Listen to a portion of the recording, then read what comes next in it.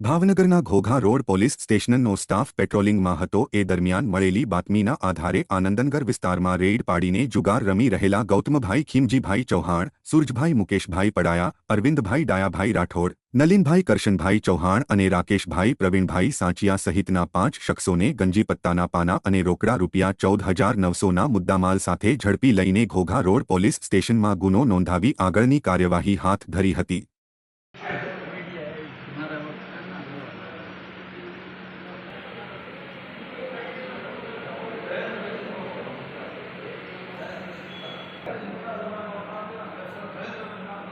એક માંથી લઈને ચલાવવાથી લાઈટ તો બધી જો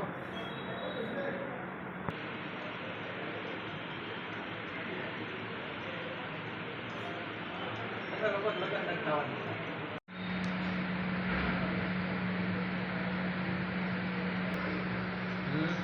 કોણ